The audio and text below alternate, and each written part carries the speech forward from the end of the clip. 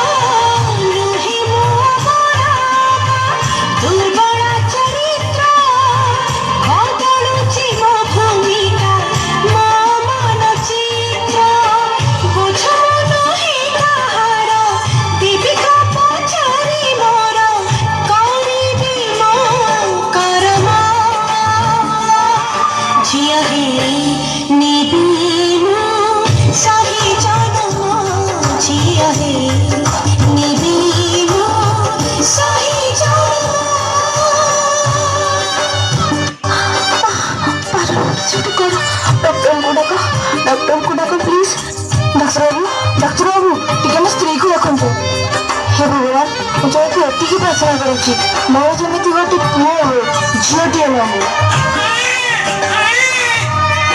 Congratulation mister Das, ଆପଣଙ୍କର ଝିଅଟେ ହେଇଛି।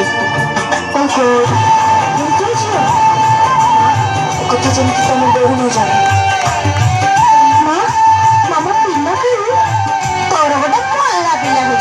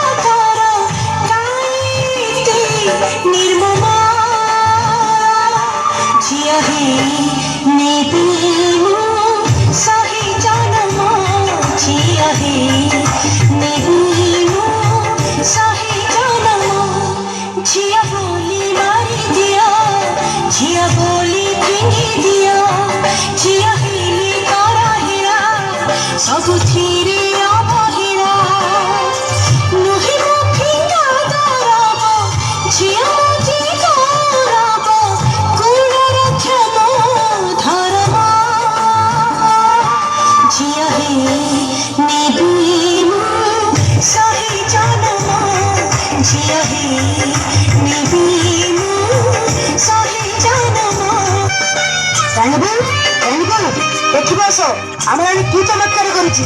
କଣ ବାସା ହାତ ଲାଗି କରିଥିବ? ଦେଖ ଆମର ବି ଆୟୁଷ ଖାଇଛି। ଖୁସିରେ ଗର୍ବରେ ମୋ ମନ କୁଣ୍ଡମତ ହେଇଯାଉଛି। ଯେଉଁ ଝିଅକୁ ଆମେ ହତଥର କହୁଥିଲୁ ସେ ଆଜି ଆମର ନାଁ ରଖିଛି।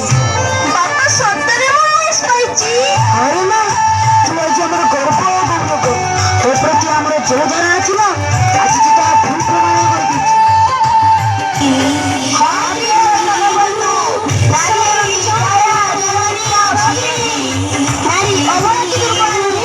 ସମାଜରେ ପୁଅ ଝିଅ ସମସ୍ତେ ସମାନ। ଆସନ୍ତୁ ଆମେ ସମସ୍ତେ ଏକ ସ୍ୱରରେ କହିବା